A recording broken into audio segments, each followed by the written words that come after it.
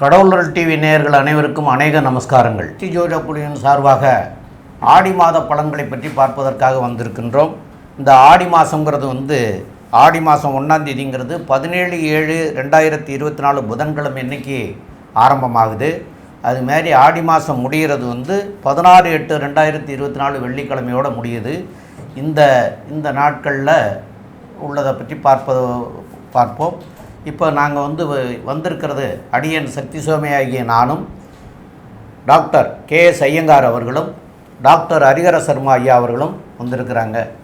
இப்போது ஆடி மாத பலன்களில் சொல்கிறதுக்கு முன்னாடி ஆடி மாதத்தில் இருக்கக்கூடிய விசேஷங்கள் என்னென்னங்கிறதையும் ஆடி மாதத்தினுடைய கிரக நிலைகளை பற்றியும் நம்முடைய டாக்டர் ஹரிஹர சர்மா ஐயா சொல்லுவாங்க. அனைவருக்கும் ஹரிஹர சர்மாவின் பணிவான நமஸ்காரங்கள். நாம் ஒவ்வொரு வருஷமும் பார்ப்போம்னாக்கா மாத பலன்கள் பார்ப்போம். அதை தவிர ஒவ்வொரு கிரக பலன்களும் பார்ப்போம். அதுபடி இப்போ பார்க்குறது தமிழ் மாத பலன்கள் பார்க்குறோம். தமிழ் மாதம் அப்படின்றது ஆடி மாத பலன்களை இந்த ட்ரிப்பு பார்க்க போகிறோம். இந்த ஆடி மாதம் இருக்கிறதுல வசந்த மாதம் அப்படிங்கிறோம். எதை வச்சு நீங்கள் சாமி வசந்த மாதம் அப்படின்றீங்க அப்படின்னாக்க உத்தராயண காலத்துலேருந்து தட்சிணாயன காலத்துக்கு போகிறது தான் ஆடி மாதம். நம்மளுடைய பித்திருக்களுக்கு உகந்த மாதம் அப்படின்றத பொறுத்தளவுக்கு பித்ருபக்ஷம், பித்திருக்களுக்கு காரியம் செய்யக்கூடியது அப்படின்றது ஆடி அமாவாசை. அதுக்கு அடுத்தது உத்தராயணத்துலேருந்து தட்சிணாயனம் போகக்கூடிய காலகட்டங்கள், தட்சிணாயனத்துலேருந்து உத்தராயணம் போன காலகட்டங்கள்னா மகர மாதத்தில் வர்றது அப்படின்றது தை அமாவாசை. அதுக்கடுத்து புரட்டாசி மாதத்தில் வர்றது மகாலய அமாவாசை. இதில் பொறுத்தளவுக்கு பெரும்பாலானவங்க என்ன பண்ணிடுவாங்க, அந்த திதி தர்ப்பணங்களை விட்டுருவாங்க. ஒரு சில பேர் இறந்த தேதியில் கொண்டாடுவாங்க. அவங்களுக்கெல்லாம் இந்த செய்யக்கூடிய மாதம் ஆடி மாதம், தை மாதம், மகாலய அமாவாசை. அப்படி இருக்கிற இந்த வசந்த மாதத்தை ஆடி மாதத்தில் என்னென்ன நற்காலங்கள், என்னென்ன விசேஷ தினங்கள். ஆடி அப்படின்னாலே அம்மன் மாதம் அப்படின்னு சொல்லுவோம். அம்மனுக்கு கூழ் ஊற்றக்கூடிய மாதம் அப்படிம்போம். அப்போ இந்த மாதத்தில் வரக்கூடிய விசேஷங்களை பார்த்துட்டு ஒன்று ஒன்றா பார்ப்போமா. ஆடி மாதம் 3ஆம் தேதி அதாகப்பட்டது உங்களுக்கு என்ன வருது அப்படின்னு கேட்டோம்னாக்க 19/7/2024 தஞ்சை மாவட்டத்தில் உள்ள புன்னைநல்லூர் மாரியம்மனில் பூச்செறிதல் இருக்கிறதுலே ரொம்ப வசந்தது அப்படின்றது தஞ்சாவூர் புன்னைநல்லூர் மாரியம்மன். அதுக்கு அடுத்தது வர்றது அப்படின்றது 21/7/2024 பூர்ணிமா. இதில் என்ன எல்லா மாதமும் தான் பௌர்ணமி வருதே சாமி, இதில் என்ன இந்த பூர்ணிமா மட்டும் விசேஷ பூர்ணிமா அப்படின்றது புத்த பூர்ணிமா அல்லது குரு பூர்ணிமா. குருமார்களை வணங்கக்கூடிய பூர்ணிமா.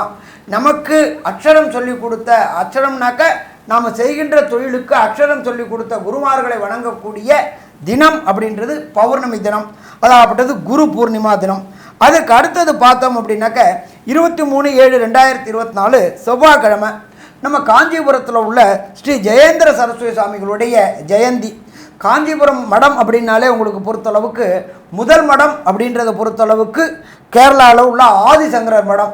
அடுத்தது வந்தது 64 பட்டம்ன்றது ஜெயேந்திர சரஸ்வதி சுவாமிகள். அவங்க அங்கேயே அனுஷ்டானம் ஆயிருக்கிறாங்க. அவங்களுக்கு ஜெயந்தி கொண்டாடக்கூடிய நாள் அப்படின்றது 23. அதுக்கு அடுத்தது பார்த்தோம்னாக்க 27/7/2024 சனிக்கிழமை நம்ம பூமி பூஜை போடுறது. பூமி பூஜை போடுறது அப்படின்னாக்க வாஸ்து பகவான் கண் விழிக்கக்கூடிய நாட்கள். வாஸ்து பகவான் கண் விழிக்கக்கூடிய நாட்களில் நாம் அந்த மனைக்கு உண்டான பூஜையை பண்ணிவிட்டு வீட்டு வேலையை தொடங்கினோம் அப்படின்னா எந்த விதமான தடசமும் வராது.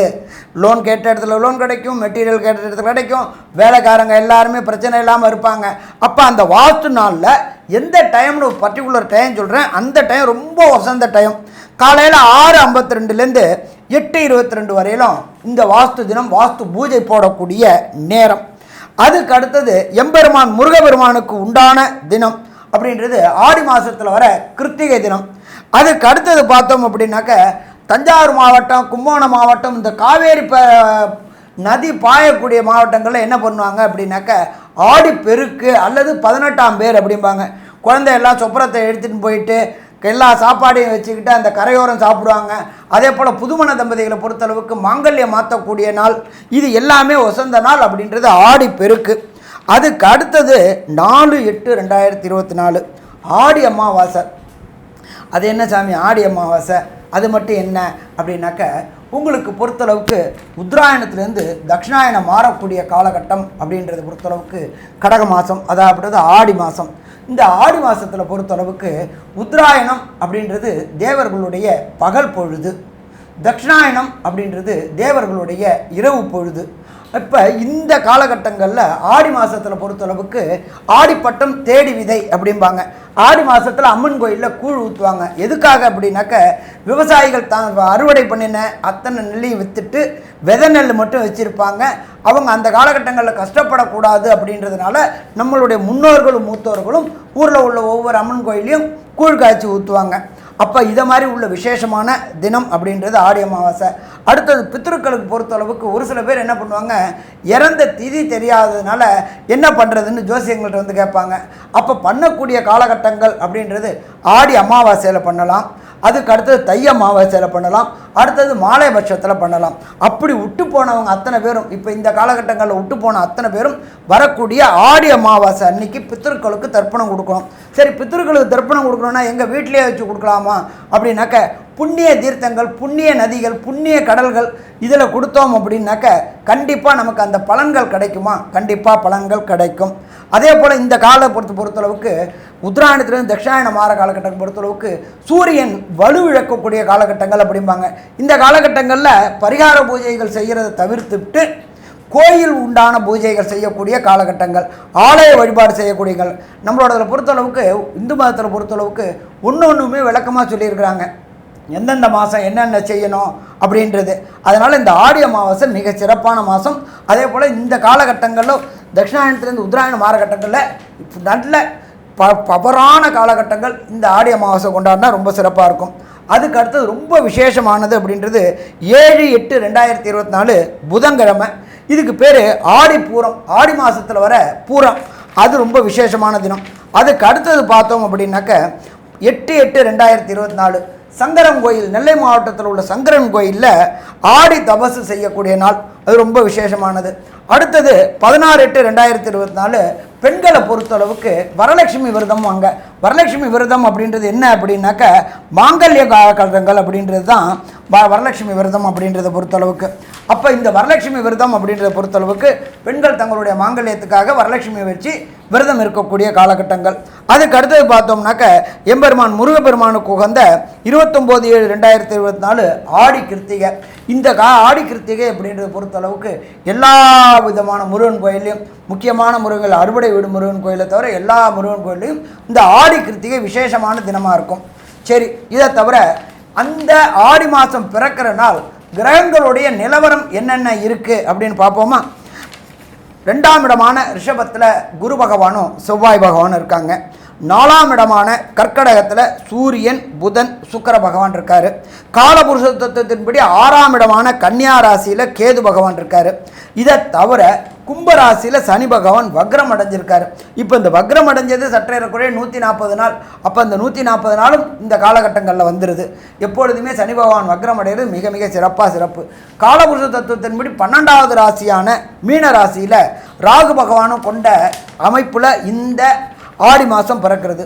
இப்போ ஒவ்வொரு ராசிக்கும் என்னென்ன பலன் இருக்குன்னு பார்ப்போமா? சக்தி வாய்ந்த கேரள மாந்திரீக முறையில் செய்வினை ஏவல் பிரச்சனைகளில் இருந்து விடுபட, செய்தவர்களுக்கே திருப்பிவிட, பல ஆண்டுகளாக பிரிந்திருக்கும் கணவன் மனைவி ஒன்று சேர, குடும்ப ஒற்றுமை மேலோங்க, தவறான உறவில் இருந்து விடுபட, தொழில் வியாபாரத்தில் வெற்றி கொடி நாட்ட, அதோடு நீங்கள் அனைத்து நலமும் வளமும் பெற சிறப்பு ஹோமம் வளர்க்கப்படும்.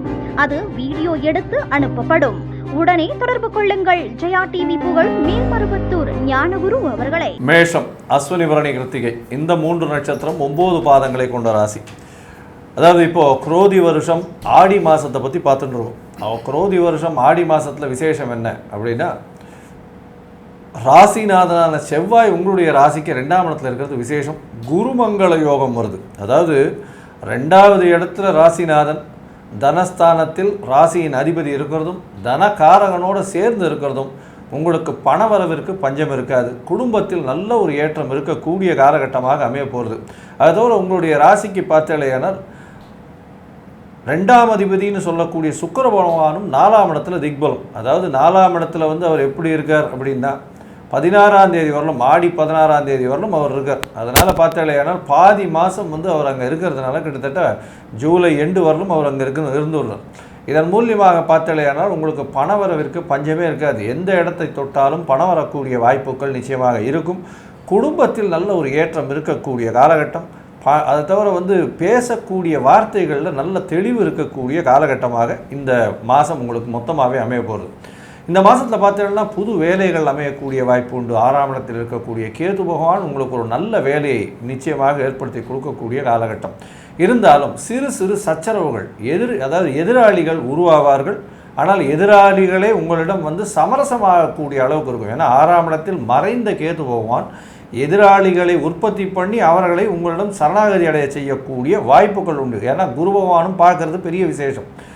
இந்த மாதமான ஆடி மாதத்தில் பார்த்தாலேனால் உங்களுடைய ராசிக்கு 4ஆம் இடத்தில் இருக்கக்கூடிய சூரியன், புதன், சுக்கிரன் 3 கிரகங்கள் பெரிய விசேஷம். 3 கிரகங்கள் வந்து 4ஆம் இடத்துல இருக்கிறது. உங்களுடைய சந்தோஷங்கள், உங்களுடைய கம்ஃபர்ட்ஸ் எல்லாமே நல்லபடியாக இருக்கும். தாயின் உடல்நிலையில் நல்ல ஒரு ஏற்றம் இருக்கக்கூடிய காலகட்டமாக அமைய போகிறது. இந்த மாதத்தில் அதாவது ஆடி மாதத்தில் படிக்கக்கூடிய மாணவர்கள் எப்படி இருப்பாங்க, புதுசாக தொழில் தொடங்கக்கூடிய வாய்ப்புகள் என்ன, தொழிலில் ஏற்றம் இருக்குமா அப்படின்றத நம்ம ஐயா பகவதி ஹரியர்கிட்ட கேட்போம். நல்லா விளக்கமாக விரிவாக சொன்னீங்க. ஃபஸ்ட்டு ராசிநாதன் 2ஆம் இடத்துல வந்துட்டார் அப்படின்னாலே மிக மிக சிறப்பு. அதை தவிர பிரகஸ்பதியான குரு பகவான் இருக்கிற இடம் 2ஆம் இடம். அடுத்த கல்விக்காரகன் என்று சொல்லக்கூடிய புத பகவான் இருக்கக்கூடியது 4ஆம் இடம். இப்போ நம்மளுடைய ஜோதிட சாஸ்திரத்தில் 4ஆம் இடம் அப்படின்றது லோயர் எஜுகேஷன், +2 வரலுமே அதை எடுத்துக்கலாம். அப்போ லோயர் எஜுகேஷன் ஸ்தானத்தில் நல்லபடியாக புத பகவான் கல்விக்கு அதிகாரியான கல்வி அதிபதியான புத பகவான் இருக்கிறதுனால லோயர் எஜுகேஷன் நல்லா இருக்குமா? லோயர் எஜுகேஷன் நல்லா இருக்கும். பயப்பட வேண்டிய அம்சம் எதுவும் இல்லை. இதை தவிர ஹையர் எஜுகேஷன் சொல்லக்கூடியது உயர்கல்வி, இந்த ஐஐடி, ஜேஇஇ, நீட்டு, ஐஏஎஸ், ஐபிஎஸ், பிஹெச்டி போன்ற படிப்பு படிக்கணும்னு நினைக்கக்கூடிய மேஷராசி என்பவர்களுக்கு அதற்குண்டான என்ட்ரன்ஸ் எக்ஸாமில் இந்த காலகட்டங்களில் பாஸ் பண்ணக்கூடிய வாய்ப்புகள் உண்டு. எப்பொழுதுமே பொறுத்தளவுக்கு என்ட்ரன்ஸ் எக்ஸாம் அப்படின்றது ஒரு பிஹெச்டி போனோம்னா என்ட்ரன்ஸ் எக்ஸாம்ன்றது மெயினான எக்ஸாம். போனவங்கெல்லாம் ஜெயிச்சிட முடியாது. அப்போ இந்த ஆடி மாதத்தில் போகிற மாணவர்களுக்கு பிஹெச்டி போகிறவங்களுக்கு கண்டிப்பாக கை கொடுக்கக்கூடிய வாய்ப்புகள் உண்டு. இதை தவிர ஐஐடி, ஜேஇடி நேருக்கு வந்து எக்ஸாம் எழுதி அவங்க ஜெயிச்சு அவங்க விரும்பிய பல்கலைக்கழகமும் கிடைக்கக்கூடிய வாய்ப்புகள் உண்டு. ஏன் அப்படின்னு பார்த்தீங்க அப்படின்னாக்க உங்களுடைய ராசிநாதன் 2ஆம் இடத்துல குருவோட இருக்கார், குரு மங்கள யோகத்தோடு இருக்கார். அதை தவிர 2ஆம் இடம்ன்றது நம்மளோட ஜோதிட சாஸ்திரத்தில் சொல்கிறது வாக்கு, தனம், குடும்பம். மேஷராசியை சேர்ந்த அன்பர்களுக்கு நீண்ட நாட்களாக திருமணம் தடையும் தாமதமும் ஏற்பட்டுக்கிட்டே இருந்துச்சு. அப்போ இந்த ஆடி மாதம் 18ஆம் பெருக்குக்கு அப்புறம் நீங்கள் மேட்ரிமோனியலில் ரிஜிஸ்ட்ரேஷன் பண்ண ஆரம்பிச்சிங்க அப்படின்னா பண்ணினதுலேருந்து 1 மாதத்துக்குள்ளாரையே உங்களுக்கு உண்டான வாழ்க்கை துணை அமையக்கூடிய வாய்ப்புகள் மிக அதிகம். பெரும்பாலும் என்ன பண்ணுவாங்க, ஆடி மாதத்தில் பொறுத்தளவுக்கு ஆடி பெருக்கு முடியறதுக்கு முன்னாடி பொன் வீடு ஆண் வீடு பார்க்க மாட்டாங்க, கை நினைக்க மாட்டாங்க, இதெல்லாம் உண்டு. ஆனால் ஆடிப்பெருக்கு முடிஞ்சிருச்சு. சரி, ஆடிப்பெருக்குன்றீங்களா, அது என்ன, ஏன் ஆடிப்பெருக்கு அப்படின்னாக்க எல்லா சொந்தங்களும் கூடக்கூடிய காலகட்டம் அப்படின்றது ஆடிப்பெருக்கு. எங்கே கூடுவாங்க? வீட்டில் பார்க்கக்கூடாது, பொது இடங்களில் பார்க்கணும். பொது இடம் அப்படின்னா நம்ம கோயில், அதுக்கு அடுத்தது தீர்த்த கரைகள், அதாகப்பட்டது புண்ணிய நதிகள். அப்போ இந்த காலகட்டங்களில் உங்களுடைய அத்தை மகன், மாமன் மகள் இவங்கள்லாம் வரக்கூடிய சந்தர்ப்பங்கள் உண்டு. அப்போ வெளியில் வச்சு பார்த்துட்டு பேசிட்டு திருமணம் தொடங்கக்கூடிய வாய்ப்புகள் உண்டு. அப்போ திருமணத்துக்கு தொடக்கம் அப்படின்றதே ஆடிப்பெருக்கு அப்படின்னு சொல்லலாமா? கண்டிப்பாக ஆடிப்பெருக்கு அப்படின்னு சொல்லலாம். அதே போல் 5ஆம் இடம் அப்படின்றது சூரிய பகவான். உங்கள் ராசிக்கு 5ஆம் இடம் சூரிய பகவான். அவர் நல்ல நிலையில் இருக்கார். இதுவரையிலும் திருமணமாகி சந்தான பாக்கியம் என்கின்ற வம்சமிருத்தி கிடைக்காத தம்பதிகளுக்கு கண்டிப்பாக இந்த காலகட்டங்களில் வம்சமிருத்தி ஆகக்கூடிய வாய்ப்புகள் உண்டு. ராசிக்கு 6ல் கேது இருக்கிறார். கேது இருக்கிறதுனால உத்தியோகத்தில் சின்ன சின்ன தடங்கல்களும் தாமதங்களும் வரும். ஆனால் குரு அங்கே பார்க்கறதுனால உத்தியோகத்தில் நிரந்தரமற்ற தன்மையில் இருந்தவங்க, சாமி நானும் ஒப்பந்த தொழிலாளராகவே இருக்கிறேன், கான்ட்ராக்ட்லேயே இருந்துகிட்டு இருக்கிறேன், எனக்கு கன்ஃபார்ம் ஆகுமா அப்படின்னா கண்டிப்பாக இந்த ஆடி மாதத்தில் கன்ஃபார்ம் ஆகக்கூடிய வாய்ப்புகள் மிக மிக அதிகம்னு சொல்லலாமா? கண்டிப்பாக அதிகம் சொல்லலாம். அதை தவிர ராசிக்கு 11ஆம் இடம் அப்படின்றது சனி பகவான், ஆட்சி பெற்ற சனி பகவான். இதில் இன்னொரு விசேஷம் அப்படின்னாக்க சனி பகவான் அந்த இடத்துல வக்ரகதியில் இருக்கார். வக்ரகதி அப்படின்னாக்க பலம் இழக்கிறது. அவர் இருக்கிறது சதயம் 3ல் இருக்கார். இதுவரையிலும் ஒரு சில காலகட்டங்களில் திருமணமாகி முதல் மனைவி இறந்து ரெண்டாவது தாரம் அமைப்புகள் பார்க்கக்கூடியவங்களுக்கு இந்த காலகட்டங்களில் ஆடிப்பெருக்குக்கு அப்புறம் செட் ஆகக்கூடிய வாய்ப்புகளும் மிக மிக அதிகம் அப்படின்னே சொல்லலாம். அதே போல் தொழில் ஸ்தானத்தில் தொழில் செய்யக்கூடியவங்க 10ஆம் இடம் அப்படின்றது ஜீவனஸ்தானம், 11ஆம் இடம்ன்றது லாபஸ்தானம். அப்போ அந்த லாபஸ்தானத்தில் லாபஸ்தானாதிபதியான சனி பகவானே இருக்கார், அவர் வக்ரமாக இருக்கிறார். கண்டிப்பாக தொழிலில் முன்னேற்றங்கள் ஏற்படக்கூடிய வாய்ப்புகளும் மிக மிக அதிகம். இதை தவிர காலபுருஷ தத்துவத்தின்படி 12ஆம் இடத்துல ராகு, மீன ராகு, அவருக்கு இடம் கொடுத்தவர் குரு. அதனால் அந்த ராகு கோதண்ட ராகு ஆகிறார். வெளியூர் வெளிமாநிலம் வெளிநாடு முயற்சி செய்யக்கூடியவங்களுக்கு, மேஷ ராசியை சேர்ந்த அன்பர்களுக்கு இந்த காலகட்டம் உகந்த காலகட்டமாக இருக்குமா? உகந்த காலகட்டமாக இருக்கும். ஏன்னா குரு பொறுத்தளவுக்கு தனக்காரகன். வெளியூர் வெளிமாநிலம் தொடர்பு ஏற்பட்டு, அதே போல் அந்நிய மொழி பேசுகிறவங்களோட தொடர்பு ஏற்பட்டு அவங்க மூலியமாக ஒரு நிரந்தர வருமானம் ஏற்படக்கூடிய வாய்ப்புகளும் இந்த காலகட்டங்களில் உண்டா அப்படின்னா கண்டிப்பாக இந்த காலகட்டங்களில் உண்டு. சரி, ஒரு சில பேருக்கு தசாநாதன், புத்திநாதன், அந்தரநாதன், சூட்சமநாதன் ப்ராப்ளமாக இருந்தால் கிடைக்கக்கூடிய நற்பலன்கள் குறைவாக கிடைக்கும். அதுக்கு என்ன பரிகாரம் அப்படின்றதையும், அதை தவிர சந்திராஷ்டம தினங்கள் அப்படின்னா என்ன அப்படின்னாக்க இந்த நாட்களில் முக்கிய முயற்சிகள் எடுக்காத நாட்கள் என்னென்ன அப்படின்றதையும் நம்ம ஐயா சக்தி சோமையா அவங்க விரிவாகவும் விளக்கமாகவும் சொல்லுவாங்க. ரொம்ப அற்புதமாக தெளிவாக விளக்கமாக 2 பேருமே சொல்லியிருக்கீங்க. அதில் இப்போ நாங்கள் சொல்கிற பரிகாரங்கள் அப்படிங்கிறது சொல்கிறோம், அதை நீங்கள் செய்கிறீங்க. அது உங்களுக்கு சரியாக வருமானா அது உங்கள் கையில் தான் இருக்குது. அது எப்படின்னு கேட்டிங்கன்னா, உங்களுடைய பெற்றோர்களுக்கு முதல்ல நீங்கள் செய்ய வேண்டிய கடமைகளை, அவங்களுக்கு வயசாகி போயிடுச்சு, அவங்களால இப்போ எதுவும் முடியாதுன்னா அந்த பெற்றோர்களை கண்டிப்பாக நீங்கள் கவனிச்சுக்கணும். பெற்றோர்கள் இல்லையா, அவங்களுக்கு செய்ய வேண்டிய கடமைகளை செய்யணும். அதுகளை நீங்கள் முதல்ல செய்தால்தான் நம்ம இந்த தான தர்மங்கள் செய்கிறதும் பரிகாரங்கள் செய்கிறதும் அதனால் உங்களுக்கு அது நடைமுறையில் அது சரியாகக்கூடிய வாய்ப்பு உண்டு. அது மாதிரி குலதெய்வ கோயில்களுக்கும் வருஷத்தில் ஒரு தடவையாவது போயிட்டு வரணும். இதெல்லாம் செய்தால் தான் இந்த பரிகாரங்கள்லாம் கூட உங்களுக்கு வேலை செய்யும். தான தர்மம் செய்தால் மாத்திரம் போத்தாது. என்னுடைய தகப்பனுக்கோ தாய்க்கோ நான் ஒன்றும் செய்ய மாட்டேங்கிறேன், நான் ஊரில் இருக்கிறவங்களுக்கு தான தர்மம் பண்ணுறேன், அது என்னையை காக்கும் அப்படின்னு சொல்கிறது சரியில்லை. அதனால் முதல்ல பெற்றோர்களை கவனிங்க. உயிரோடு இருக்கிறாங்களா அவங்களுக்கு கவனிங்க. இல்லை அவங்க தெய்வமான நிலையில் இருக்கிறாங்களா அவங்களுக்கு செய்ய வேண்டிய வருஷாந்திரங்கள் மாதத்தில் உள்ளது இதெல்லாம் நீங்கள் செய்யுங்க. அதெல்லாம் செய்தால் தான் நாம் முன்னுக்கு வர முடியும். இப்போ இந்த மேச ராசிக்காரர்களுக்கு இந்த மாதம் உங்களுக்கு திருச்சியில் சமயநல்லூர் மாரியம்மன் கோயிலுக்கு போயிட்டு வாங்க. அது வெள்ளிக்கிழமை செவ்வாய்க்கிழமைகளில் போயிட்டு வாங்க. கண்டிப்பாக உங்களுக்கு இந்த மாதமும் இந்த கோச்சார ரீதியிலேயோ உங்களுடைய ஜாதக ரீதியிலேயோ சரியில்லாமல் இருந்தாலும் நற்பலனாக அமைகிறதுக்கு உண்டான வாய்ப்புகள் மிக மிக அதிகமாக இருக்கும்.